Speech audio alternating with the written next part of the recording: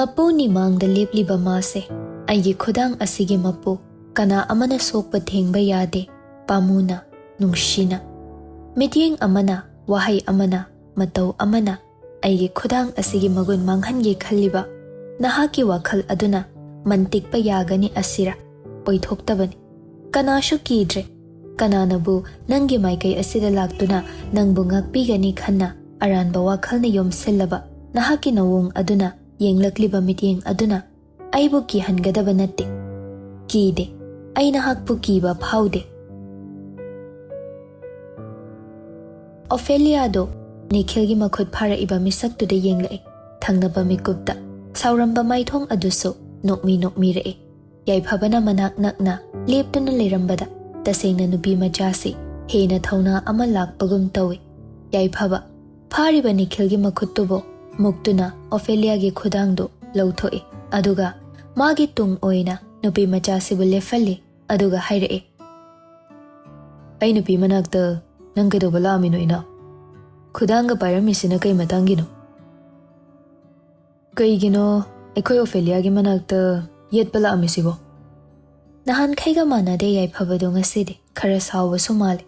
Nongmata sawba ukhidabani. Momon tawduna adumak laybani. Adubu ngasigi matawsida, Ophelia dadi anawba ama oina thoe, yaiphabagi mataw aduna. Nikhildo, yaiphabana Ophelia gi makhutta, chetna pairibaduda munna yengi. Amukso, mamaydo nongkhatuna, maangda lepliba nupasida yengagduna. Chahiso, ayonday khara halamgani. Thamoi na ikta kauzaragi. Kharada natene, yamhalline. Nikhildo yaiphabada amo, tumena ngahak yenglamlaga. Kay marino, tamoga, Ophelia ga laynaribasibo. Madu khanga nang kadawge haino. Khangi na khalasini, nangonda kay kanabano. Inaw ibungo, nangse, hayeng hangchita luhongdorba nadro. Aduga swaisida migi machanupisibo, Legay mina hina wanganga na basila mise. Ibo nang nakokto, fasana function tawdaba mali. Ophelia di mataw manda, yaiphabana adumna, karim na baman bawangangda. Nikhilbu chayribadu taraga, nokningbasu phawi. Amuksu sawribani haiduna nganglibadu, mataw mandaba yaiphabadadi, yamna thazadaba, pakjadaba ama oire. Nikhildu yaiphabana hairaklibadu taraga, Ophelia da khanging yengagduna. Mitopsina aigi maramda khangamibase, nang na hainatro. Si haiduna, changsilake tawbadu, yaiphabana fad inthokduna. Hai, sanariba wari se, nanga aigani, Ophe yaudi. Kaidawrage, aina nangi wari khangaga. Luhongdawre haibasi, ikaibro ina. Bebar kainingde, somna hujik tawribase, kyamna soire haiba, som khangdri. Wari se Ophelia ibani gi wari ni, som yausin birkan. Yaiphabadu Nikhilgi mana khajik changsilaktuna. Ophelia gi thabak pumba, aigi su thabak. Mana haraure, aishu haraw. Mana ware, aishu wai. Mana kappada, aine hena wai. Nangna mabu kaphalli haibasi, nang khangdabra. Nangna magi da makhalamabadi, ma kapamgadro. Nangna magi wa khajik tawaribasu khalamlabadi, ngasi mana wariba. Nungaitaba kaya ama haidokta layribase layram. Adubu sembiba mapu mahakpudi aina thagat, maabo aiga thengnahanba. Nangdi am karam chawwa mini. Nangna Ophelia gumbi ama phangzadribasi, hira ama mangjabaga chap manai. Adunani. Sana jawba, chalo, nayum hankhrojo. Wahai singdo, serious oina sum hairambadagi phagita thoraklaga, Ophelia do mafamdudagi uthoktuna lai. Nikhildi wa amata haiba ngamhauda tumina lephawi. Chummi, yaiphabana hairamliba wado. Mana Ophelia bo thawai khide. Mana masagi khak khalaga Ophelia da wahalamba. Amuksu sengdoknabagi tanja phawlauda mana tumina leishinkiban. Hauze khaktada. Mana mi anawba ama loina duna leiramba ukhibadagi mangonda kalakpa phawrakpaduna maphamsida ma lakpani. Adubo, mana laklibasi kayamuk yamna kairami haibade. Ma hujik khaktada gyan tarae. Yaiphabana Ophelia do magi gari khamduna leiribadu phaw puduna lae. Gari manak hek yorakpaga yaiphaba. Hujiktada masado humang kanglakle. Pairamba khudang du fat thadoklaga Ophelia da phalap yenglae. Ophelia di hana mangonda munne yengduna leirame. Adubo, mityengduna hena somda yaiphabadi humang kangba helakle Yaiphaba lat tawduna yum jang adudi ay sohan kragi Dapha tapna adumna kaurakpaduna Yaiphabadi hena masado ipapa khatpa hengkalai Ophelia amukaso Kaigino hosikwaida haikiba wado asengbagiro Aiga thengnabase Daphada kari phaurino Aphaba oirira natraga Ophe Tapna mabu kaurakpasida Ophelia do Yaiphabada munne yenglai Aise isagi feelings hongdokpase hite aduna itawna utpa khara sina aina hainingba wase nangna khara khangbi like after I met you every good things happened to me and I'm glad that you are my lucky charm khangdi ai so asigumba affection ama nangonda build up tawkibase ai isa khanghodi adubu nangi selina taw mayam do ururaga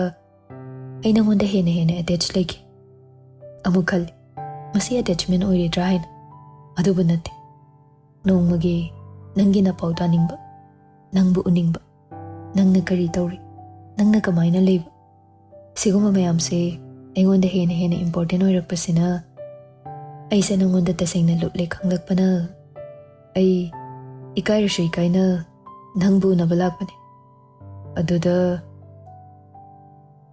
aduda noi ex ka wainari si hairaga Yaiphabadu noklai Ophelia Yaiphabana noklakpadu munne yeng Yaiphabagi masak Ophelia dadi kai haina magun takadoino ma khangde adubu noklakpa matamdadi mamin na nokpasina mangonda karino khangdaba iranglangba ihul amadi hek phauhal mamang dasu ngasi so amu magi mitmang sida Yaiphabagi minokshi ururaga mangonda karino khangdaba ihul ama phaure nangonda kana noklo hagya khanglaw lawrakpaduda nokfet ka tawramba nupado chap lepkre Ophelia do machinga pomthokduna nokshinaraga angang phador si hairam laga khuttana chensinkre Yaiphabadi matawduda gyan tada chap lepaga leihoi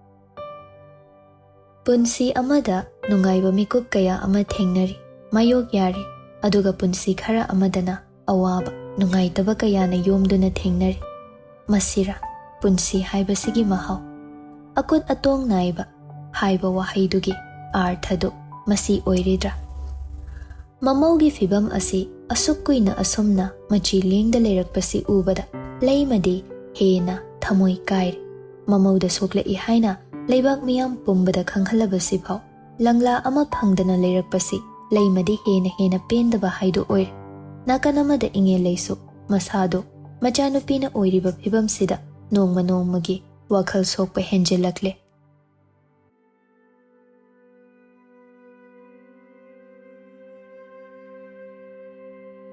somda yek ngamba hospital manung aduda yam hai singna changle adubo surveillance camera mayam ama thetliबadu ubada ngahak chap lepe amuksu pocket tagi marks tu lawthokduna mamaida upsin khiduna leisnana leiriba mathakki special ward leibadu da kare hek floor du da yorakpaga makhongdu chap lepe hanadagi hena security tight oiduna leiram yek ngambadu mataw karamna changsingani khanbada ngahak tu wakhal thoktre adumna leiringai phone da message lakhibagi notification tone du lai Yek ngambado message to the changduna yenglubada masadu tarang chatkre ka ama mapate thoba amadi mama santibo taptana phuthariba otlibadu uraga yek ngamba leisnana leiriba room duda makhong thangjinba ngamdre video do yengba loirakpada makhatana tharaklamliba message to amuk yeng madu hek yenglubaga yek ngamba mafam dudagi prap thokre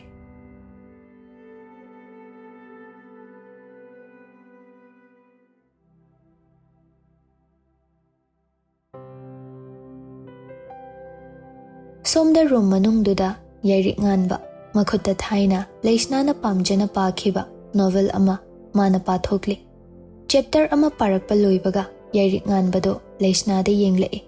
Mamaida sai maru ama ani taribado makhutuna lamduna tapna narumda yepsinbi. Puri mamittudadi adungai mangonda ningai taujabi mai thongdo. Yairik nganba sum yenglamaga mamittu ngangsilai. Mikup singse aigi manglan oihalamuba.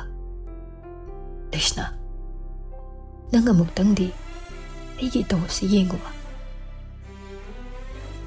Sotkibadi kuire na iphamdagi sotkib. Thamoishu hakchangsu pumnam nangtagine haina khaklaga thamkhrabani. Aduguna phamda pumnamak sinage haina khalaba mikupsida kaigi aibushu intuklamliba. China se ayam war ay khangba yam ware les. Nang ingonda yambung idam tadik uroba. Talaktuda magi phone du call ama lakseli. Yairik nganbana fat call du paikhatle. Hello. Langtur law huran besam ta bhajanauze. Chingkhaina hairakpani. Yairik nganba call du thamkhraga amuk Leisna da yenglaktuna tapna jangsinduna Leisna gi maraibakta nungshina chupirami. Ai thaba ma chatluge nang bhajana leramuko. Si haiduna nupa si thokre adubo met pangdriba nupi asi ngasisu makhutu khara khara lengba hore.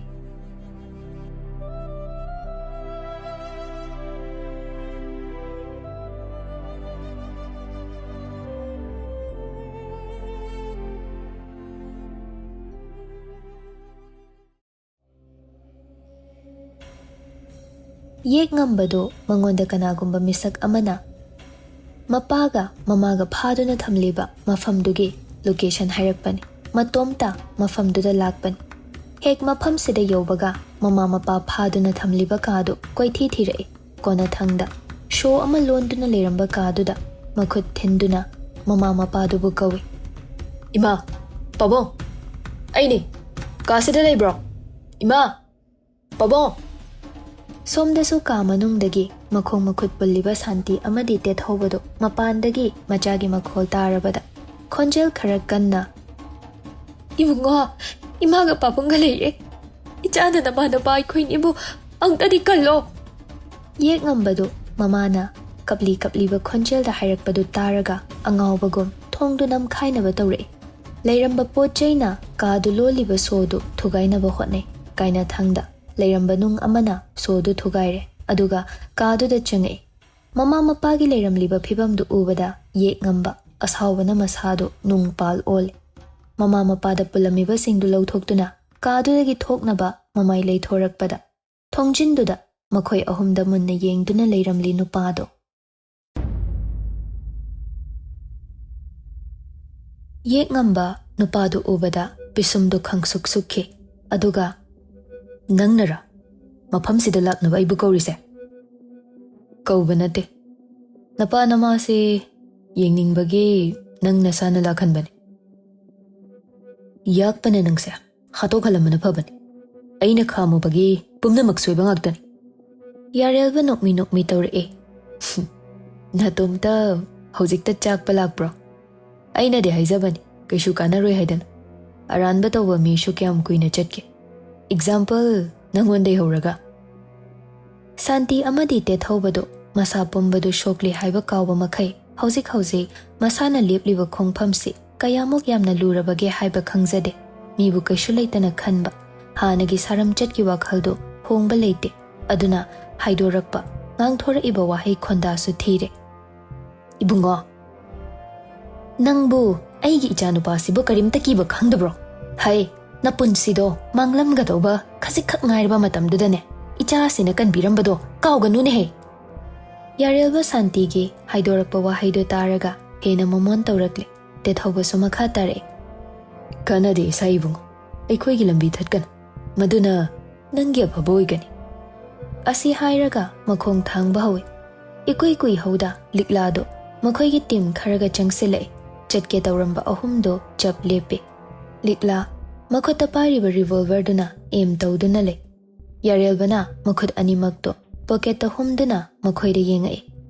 Likla ubada Santi de ngakpana loikre adubu thangnaba mikupta asawa amaga loinana likla gi manak changsilaknaba tawge tawre adubu te thawbana phare Santi maya chiktuna likla da sauna yengduna hui chawnaba yoklaga huibu chikledo aduni nangna tawrisi aina khwaidagi thasakhiba misaksu nangniko aduga aigi tungda shumna aibu lekha tanaba silamba Taningde Aibu yam nungsibiba saduna wangang kan lekha ta halibase kanabun nupi ama oina nupi amagi punsi se kashu leita khanba nangbu nupi ro aigi jaga sida kana gumbi ama oiramba thoklabasu chaina se khangba ngamlo nangna sada thoklabasu karigumba nangi na nupi da thoklabadi nang kari togani nang nupi adubu nangbudi aini am tukachai te thawbana Likla da yenglaktuna hai ngaiko ibem nang sinupi ne haibasi nasana khangjadraba mal hai napunsi macha du mangningdrabadi ha wa yam ngangan nupi nang na kari khangadana aigi nupi da wa ngangliba sa nakhoina taina naksibu mi ne khalibro sa dine sa oina tumin layu yarelbado hainariba mayamdo nokmi tawraduna adumaktai amuk mangda liba yek ngamba te thauba amadi Santi de yenglei aigi thawai kanana kalamba kanana hanne yenglamdaba kanana manghan ge tawramba ai kaudi masak loin khang aduna aigi aphaba boigera phattaba boigera noise mafam sidagi thadokpadi yadraba haidar likla nupi se phajilo han aduga noya teina ahal se pha kuide Nupi police khara mari changsin khiduna Santi bu phakre aduga atopa police kharana te thauba bu so phaduna thamkre hauzik lehuri ba haibabu yek ngamba khaktama tarak leptuna leire nakan ani makta mamaga mapaga pharibadu ma khamba ngamde mabukte yeplakpa thangdu satoktuna yarelbada thinnaba chensele adubu nang haudre yarelbana haisingna mabu phakre pariba thangdu leimaida tahanduna makhuttu tunglomdagi phaduna Yek ngambado leimaida namthuduna thamkre ikuidana kadugi thongdo khara launa hangtore yek ngambado mangak khasik nongkhatuna yengle ibo haldo mamai mamittu yengba yadre ina pumtai mamit nakan nama amadi pomle mabu pusela iba nupaduna ibo halgi masamda paiduna chingduna pusela ibadu uraga yek ngamba makha chiktuna khan Yek ngambagi manak yawrakpada ibo haldo laktana insile Lila yam pamba natro Par Noina pamlido aina thunghangani Asi haiduna taraga leiriba ibo halgi makhut sa singdo amamamta oina tapna thudirei